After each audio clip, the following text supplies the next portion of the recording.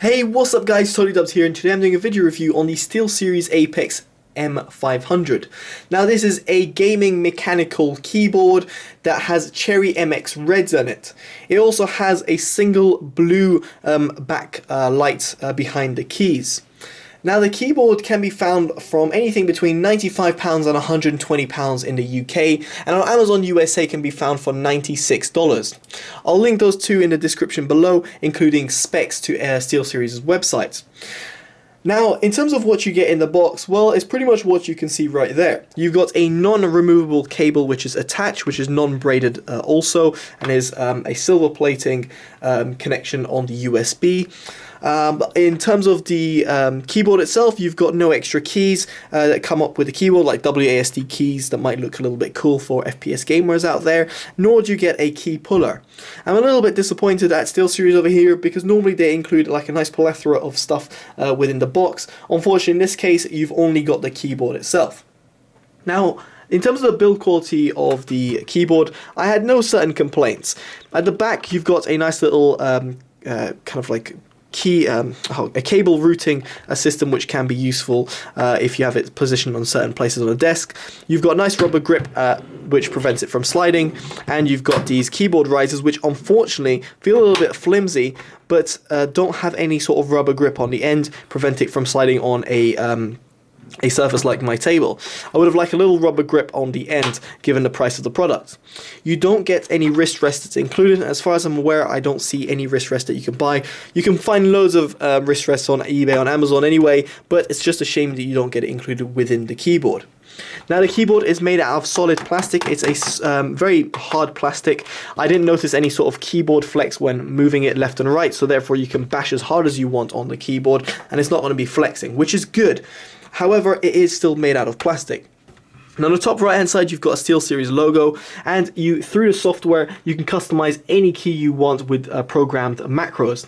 However, other than that, you've got no dedicated macro keys or anything like that, but at the top you've got your F keys. Now the F keys double up as certain things, so for example you can reduce or increase the brightness of the LEDs, you can previous, next, play, pause, mute, and increase and decrease the volume. You can also Windows lock by pressing the SteelSeries key and then the Windows button, and you'll be able to see on the top right hand side over there, there's the Windows lock button. So that is pretty much the functionalities of the keyboard. Now in terms of the feeling of the keyboard, well, I'm very much accustomed to mechanical switches, especially Cherry MX switches, and this has the Cherry MX Red. Now Cherry MX Red is a very soft keys, meaning that you can press it and not worry about any sort of tactile bump or anything that might interfere with you playing. Now I feel it's very nice, it's very soft keys to press, and therefore it's ideal for people coming from membrane keyboards or those who just want a soft sort of experience when gaming. I think it's the ideal FPS key switch to have on there. Now let me just go silent and let me just go and type on it so I can explain the experience of the actual keyboard.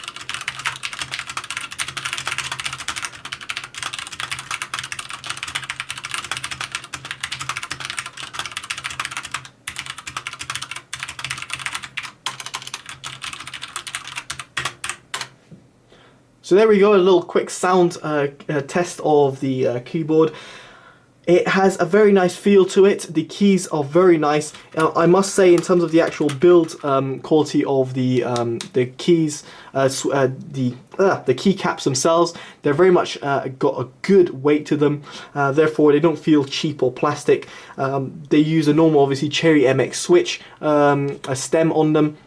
So I had no sort of complaints, and the beauty of it is that you can always replace the keys if you so wish. But I must say the keys feel really nice. There's no sort of like flexing that occurs or any sort of wobbling other than the normal Cherry MX wobble that you would expect, but it feels very much sturdy. Now people might be going a bit like, why the hell are you talking about that? Well, when you're comparing different keyboards, this is what thing you should look out for, because it really determines the build quality of the overall keyboard, the key caps themselves, and the key switches and how they work all together. So in all honesty, I had no problems in terms of the experience. Very much impressed with that. In terms of the backlighting, you can change it. You can change it through the software, which is SteelSeries engine. It works flawlessly. You can change the region of the keyboard if you so wish straight from the from the software. You can change the intensity of the lights straight from the software, as I'm doing now.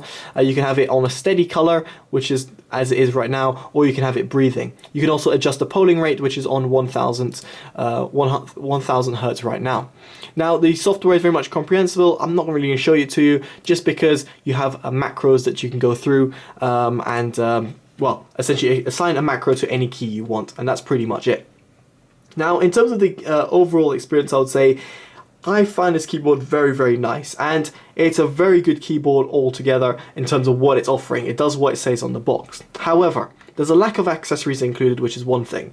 Secondly, the build quality is plastic. Now, when I compare it to the other keyboards out there on the market, I'm not saying plastic is bad, but we've got the likes of the HyperX Alloy that has a metal build frame, has a removable cable, and has a plethora of, it has a key puller, and has some WASD keys which allow you to have a little customization, giving you a better experience altogether for the same exact price.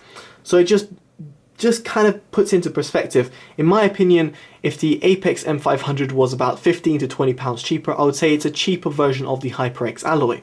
However, given the HyperX Alloy is a fantastic keyboard and also uses the same Cherry MX switches, I don't see why someone would choose the M500 over HyperX Alloy, unless you've got a real bad preference of having plastic over metal.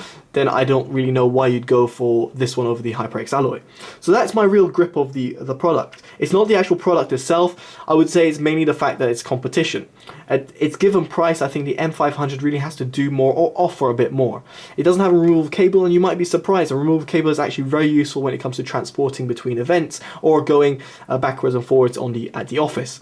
So I would have really much liked that removable cable, a wrist rest, some included accessories, or even a lower price altogether. Then that would have brought out sort of the ratings of this keyboard. Other than that, I can't really say I would recommend the product given its competition. If its competition wasn't there, then I would definitely say yes, I'd recommend the keyboard.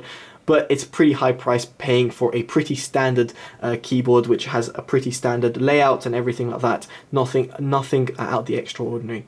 Anyway guys, I've been Totally Dubbed. Hopefully you've enjoyed this honest independent review. Make sure you give it a like, comment, subscribe, favourite and shares, it always help. Let me know in the comments below what you think of the keyboard itself, if you have it or not, if you're thinking about buying it, or what you think about this competition.